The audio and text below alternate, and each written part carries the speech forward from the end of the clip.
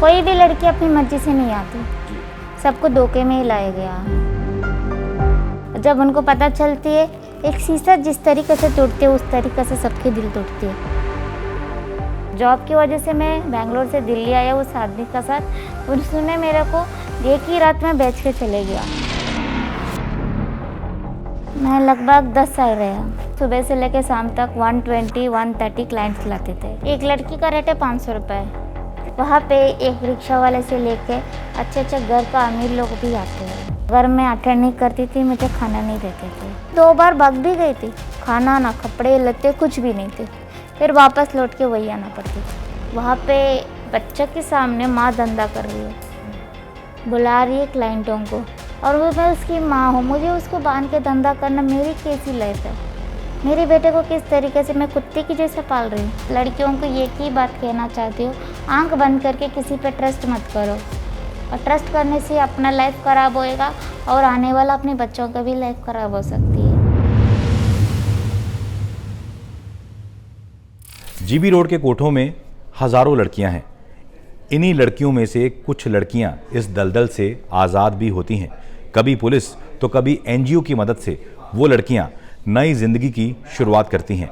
आज ऐसी ही एक लड़की जो जीबी रोड के कोठे से आज़ाद हुई है। आइए बात करते हैं कि ज़िंदगी कोठे के बाद कैसे बदली और अब वो अपनी ज़िंदगी कैसे जी रही हैं। जी, स्वागत है आपका डिजिटल टॉक में। अगर आपसे पूछा जाए आप कोठे तक कैसे पहुंची और फिर कैसे आज़ाद हुई, तो पूरी कहानी जो है आपकी ज़ुबानी मैं सुनना चाहूँगा। हमारे हज़ारों दर्शक हैं जो ये जानना चाहते हैं। एक्चुअली मैं बेंगलुरु का रहने वाली हूँ। मेरे को 2012 में है ना जॉब की सिलसिले में जॉब दिलवाएंगे बोल के बेंगलुरु से दिल्ली लाया है। पर शुरू में तो मुझे लैंग्वेज की पता था ना, यहाँ का कोई जानकारी थी। मुझे इतनी अनजान थी, एक छोटी सी गाँव का थी। मैं शहर के बारे में नहीं जानती थी। स्कूल हो गया, घर हो गया, उस तरीके से मैं जी रही थी। पर उन्होंने एक मुझे बताया था, रोज़ का 2000 रुपये सैलरी रहेगा और जो भी आप 3 मंथ भी जॉब करेगी आपके घर की परेशानी ख़त्म हो जाएगा। थोड़ा घर की हालत थी वैसी थी, गरीब घर की थी, तो मैंने सोचा थोड़ा मैं जॉब कर लूँ, घर वालों की मदद हो जाएगा। जॉब की वजह से मैं बेंगलोर से दिल्ली आया उस आदमी के साथ, उसने मेरे को एक ही रात में बेच के चले गया। अगले दिन उसने नज़र नहीं आया, अगले दिन से क्या आज तक उसने नज़र नहीं आया। और जिसने मुझे ख़रीदा था मुझे 15 दिन के बाद बताया मैं बिकाऊ हूँ, उसने मुझे पैसे दे के ख़रीदा है। तो कौन से कोठे में आपको बेचा गया? मेरे को बेचे गए कोठे नंबर 50 में।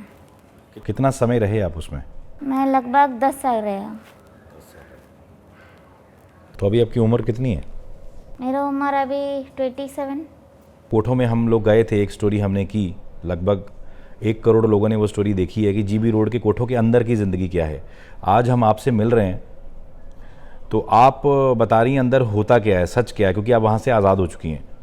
जिन लड़कियों से हमने बात की थी वो आज़ाद नहीं थी, लेकिन हम आपसे जानना चाहते हैं कि अंदर वाकई नर्क जैसी ज़िंदगी है, दलदल है और सभी लड़कियों को बेचा ही गया है। क्या है पूरा अंदर का, पूरा बताइए, क्योंकि आप वहाँ 10 साल गुजार के आई हैं, एक लंबा अरसा है। हो सकता है आप कुछ कहें उससे कई लड़कियों की ज़िंदगियाँ बच जाएं। बताइए ज़रा।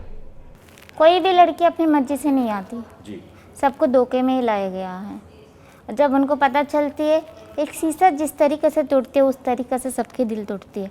उन्हीं में से मैं भी एक थी। जब फर्स्ट टाइम मुझे भी पता चला था, मेरी भी दिल शीशा की जैसा टूटा हुआ था। 2 बार भाग भी गई थी। फिर रहने का खाना, छत है ना, खाना खाने की खाना ना, कपड़े लत्ते कुछ भी नहीं थे। फिर वापस लौट के वही आना पड़ती थी।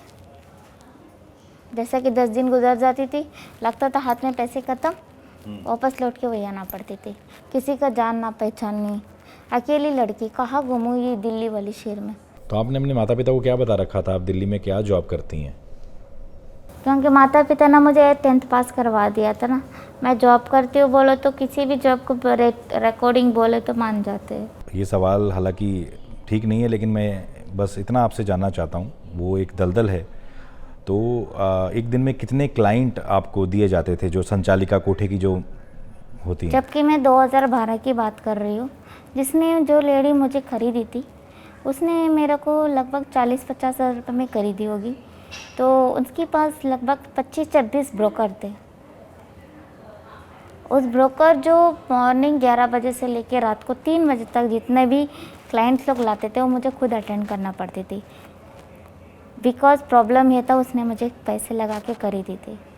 अगर मैं अटेंड नहीं करती थी मुझे खाना नहीं देते थे। और वो लगभग सुबह से लेकर शाम तक 120-130 क्लाइंट्स लाते थे। Oh my God, 120 130। यस, ना किसी को बोल पाती थी ना भाग पाती थी, क्योंकि जहाँ जिसने मुझे खरीदी थी उस कोटे में उस लेडी की बातें सारी लेडी सुनते थे और सब लोग मेरे पे नज़र रखते थे। मैं भाग नहीं सकती थी और मैं ऐसे ही 2-3 साल तक तो वैसे जीना पड़ी जैसा मैं उन पे बिल्कुल बुरा ट्रस्ट किया हूँ और उनके अलावा मेरा कोई दुनिया नहीं है करके उनसे बोलते गुल मिलने लगी। तो उनको ट्रस्ट आया, अब ये जाएगी नहीं। अच्छा, जैसे आपने अभी बताया कि सुबह 11 से रात 3 बजे तक क्लाइंट्स लगातार आते रहते हैं, तो कितने घंटे एक आम जो सेक्स वर्कर है उसे सोने को मिलता है? रात को 3:30-4 बजे सोएगा तो सुबह 9:30-10 बजे उठ जाते थे। तो मतलब 4-5 घंटे। जी। शरीर जो है थकता नहीं है? मतलब एक तरह से आपको मशीन की तरह इस्तेमाल किया जाता है, मशीन से भी बदतर इस्तेमाल होता है। तो कभी लगता था कि मैं बहुत थक गई हूँ, अकेले में कभी रोना आता था? और बाकी लड़कियाँ एक दूसरे का कैसे सपोर्ट करती हैं? लगती भी तो मैं किसी को बोल नहीं सकती थी। बोलूँगी तो मैं पिटती थी, मुझे खाना नहीं मिलती थी और मैं किसी को बोल नहीं सकती थी अंदर के दर्द मुझे क्या दिक्कत हो रही है। कितना भी तकलीफ है मुझे अटेंड करना तो करना था मुझे क्लाइंट को। ये मेरे ही कंडीशन है, तो जो वहाँ की जितने भी लड़कियाँ भिखावा होते रहे ना, ये नहीं, सबकी यही सिचुएशन थी। जैसे शरीर थक जाता है पूरा दिन, वहाँ पे कई क्लाइंट्स आते हैं, आप कह रही हैं 100 के ऊपर, तो लड़कियाँ का खुद से ही मतलब नशा की दर्द दूर करने के लिए कोई गोली ले ली, कुछ ऐसा करती हैं? गोली लेते, गुटखा खाते, तंबाकू खाते, दारू पीते, शराब पीते, हर तो तरीके का नशा करते। क्लाइंट लेके आता है दारू, उसका पीती हैं या अलग से अपना भी पी सकते हैं? क्लाइंट का भी पीते हैं, अपना भी पीते हैं। जो कई क्लाइंट कहते हैं मैं लूट लिया गया वहाँ पे, वो सही बोलते हैं? सही बोलते कौन हैं। लूटता है उनको? मतलब वो जो डीलर रखे गए होते हैं, ब्रोकर? हाँ, ब्रोकर ही ज़्यादा से ज़्यादा लूटते। लड़कियाँ नहीं लूटती हैं? लड़कियाँ भी लूटते हैं जो नशे में नशा करते हैं। अच्छा, जो नशा करती हैं, मतलब वो कोई आया तो उसका पर्स ले लिया, मतलब सब नहीं करती लेकिन कुछ करने लगती हैं धीरे धीरे। कुछ क्लाइंट्स ऐसे भी होते हैं कि मतलब आपस में कोई लव स्टोरी बन जाती है या बाद में शादियाँ वादियाँ हुई, कुछ ऐसा होता है? तो संचालिका फिर पैसा लेगी, प्रॉपर बेचेगी उस लड़के को, तभी वो जा पाएंगी? तो छोरी से भाग जाना पड़ती है। भागना पड़ता है? वो लड़का आपको भगा ले जाएगा? तो मतलब इतना वहाँ पे है आज़ादी कि कोई भगा ले जाए? मतलब नीचे जाओ, अपना कमा लो, अपनी काऊ बोलते नीचे जाते और उनके साथ आइसक्रीम खाते, उधर उधर जाते, वैसे चले जाते।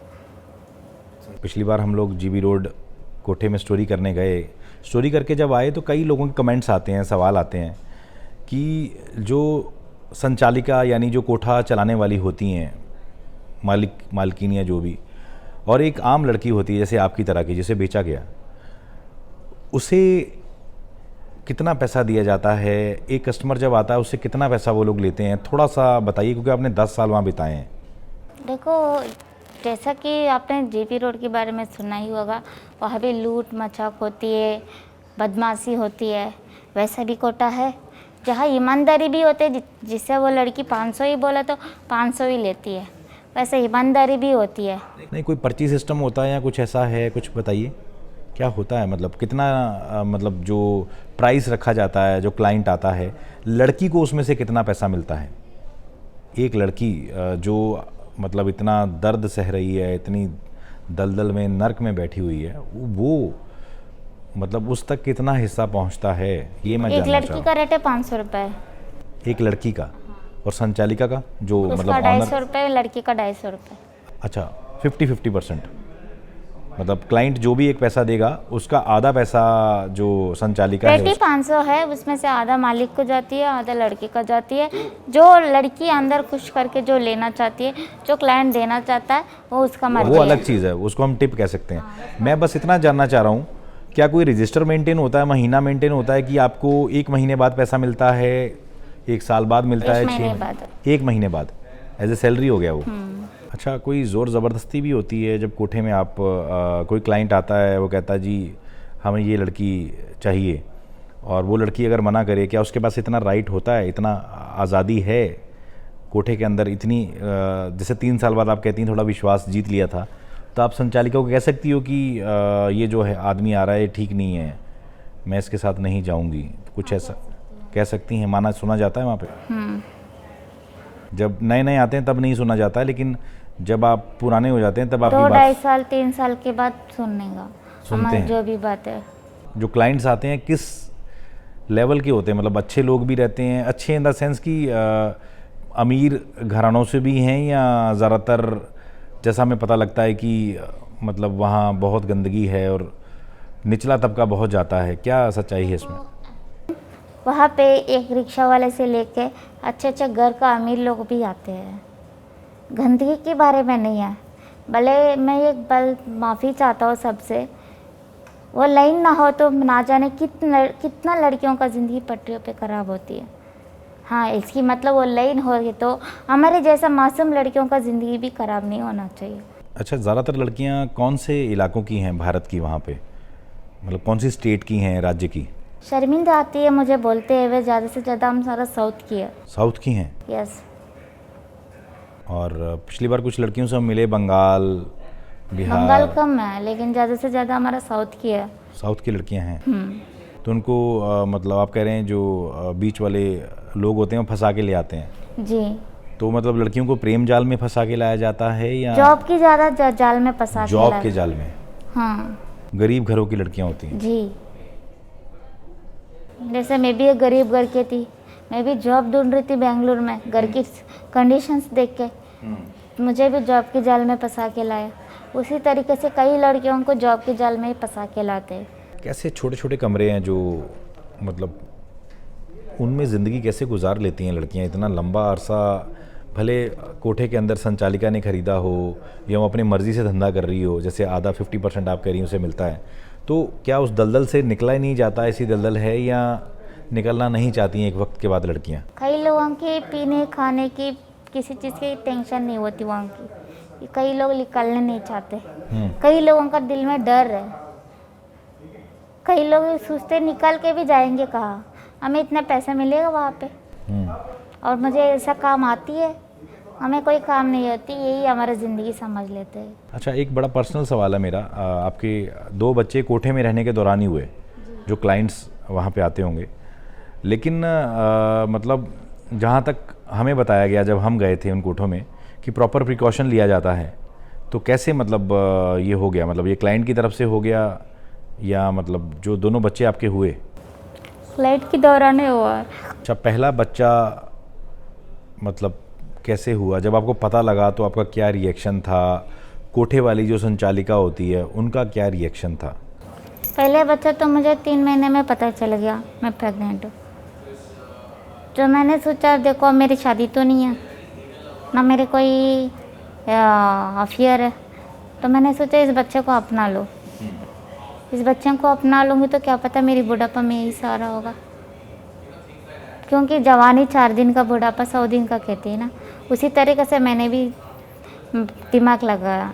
तो मैंने जब डिलीवरी का बाद अब सोचा तो मेरे को पता ही था पहले बच्चे का, पर दूसरा बच्चे का नहीं पता था, क्योंकि दूसरा बच्चा जैसे पेट में पड़ा वैसे मैं उस लाइन से निकल गई। लगभग मेरे को 6 मंथ तक नहीं पता था मैं प्रेग्नेंट हूँ। अभी आपके 2 बच्चे हैं, हालांकि ये सवाल पूछना ठीक नहीं है, आपको पता नहीं है दोनों के पिता कौन है? जी नहीं। तो अच्छा, फ्यूचर में जब आपके बच्चे पूछेंगे कि उनका पिता कौन है, तो आपने कोई जवाब तैयार किया है उनके लिए? बड़ा हालांकि मुश्किल सवाल है ये।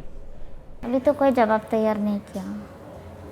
दोबारा ज़िंदगी शुरू करने का मौका मिले, जैसे आपकी माँ हैं, आपका परिवार है, उनको नहीं पता कि आप इस दलदल में फंस गई थी, आज भी नहीं पता होगा, जैसा आपने हमसे बात की।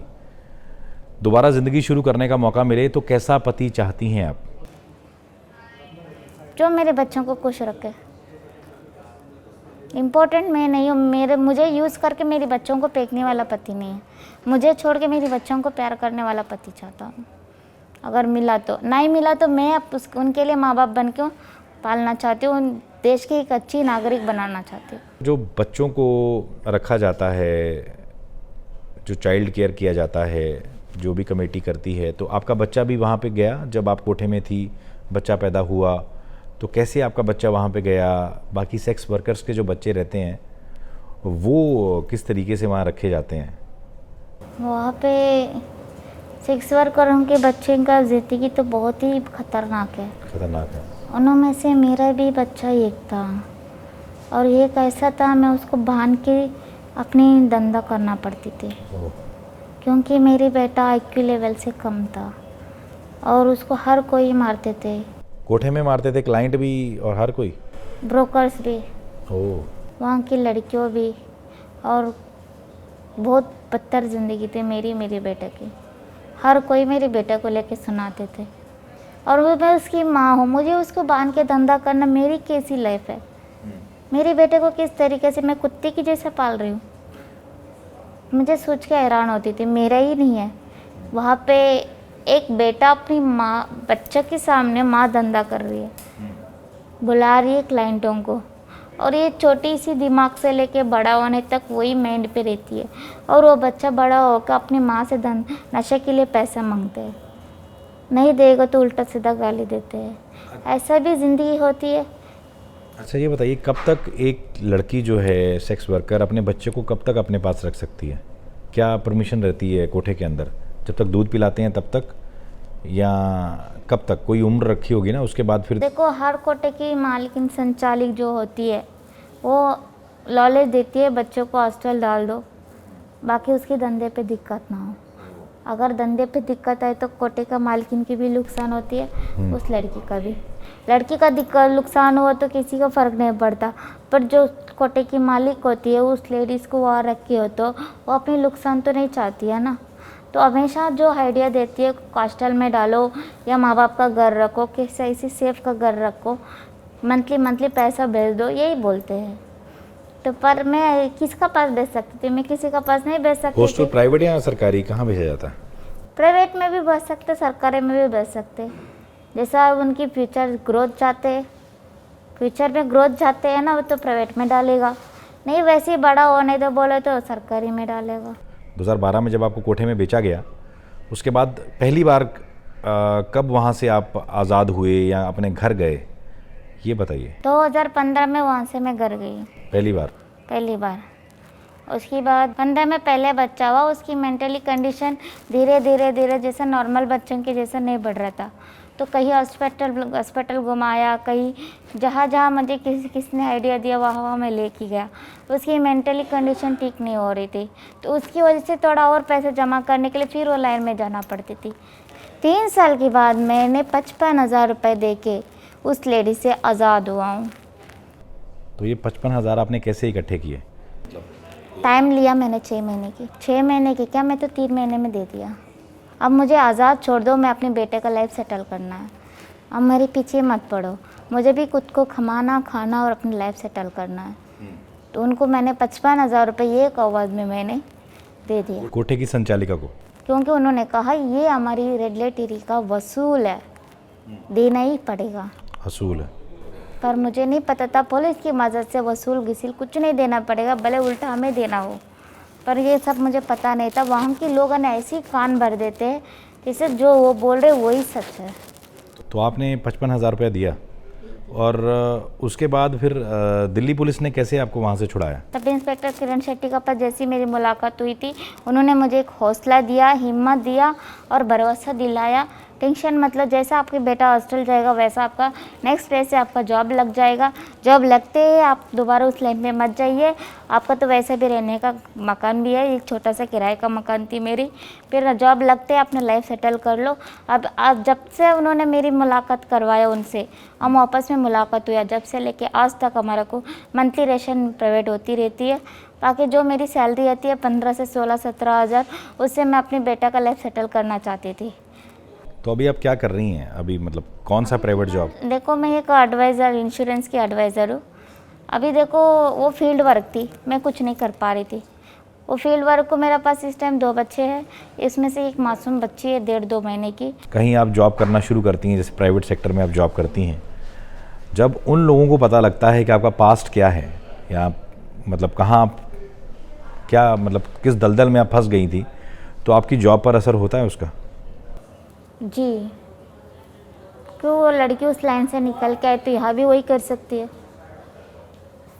उन लोग ये नहीं समझते वो लड़की वहाँ से निकल चुकी है तो वो अपनी अच्छी लाइफ जीना चाहती है। जब से वहाँ से निकली हूँ मैं एक बार भी उधर मैं पलट के नहीं देखी और मैं कभी चाहती भी नहीं मैं उधर जाऊँ। तो इस वक्त आप दिल्ली में हैं, तो सीएम या पीएम से कोई गुहार लगाना चाहती हैं? जी बिल्कुल, गुहार ये लगाना चाहती हूँ, मुझे प्राइवेट जॉब बार बार लगाते हैं निकाल देते हैं।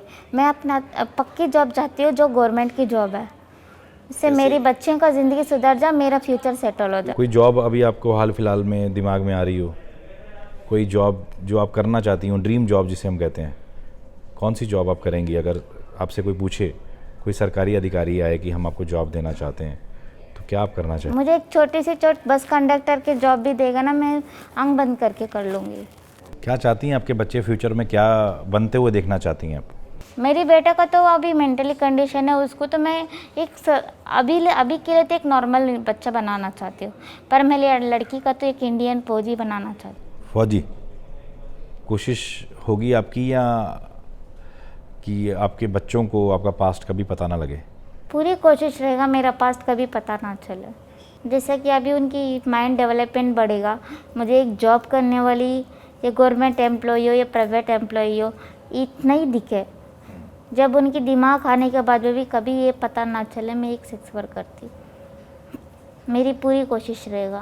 मैंने जब देखा कि वो महिला पढ़ी लिखी है तो उसकी हमने काउंसलिंग की, दिल्ली पुलिस के माध्यम से मैंने अपने सीनियर ऑफिसर्स को बताया कि ये महिला यहाँ से निकलना चाहती है, तो मुझे खुशी हुई कि मैं उसका सहारा बनी, उसको नौकरी पे लगवाया ताकि वो देह व्यापार की ज़िंदगी को छोड़कर एक अच्छी ज़िंदगी जी सके।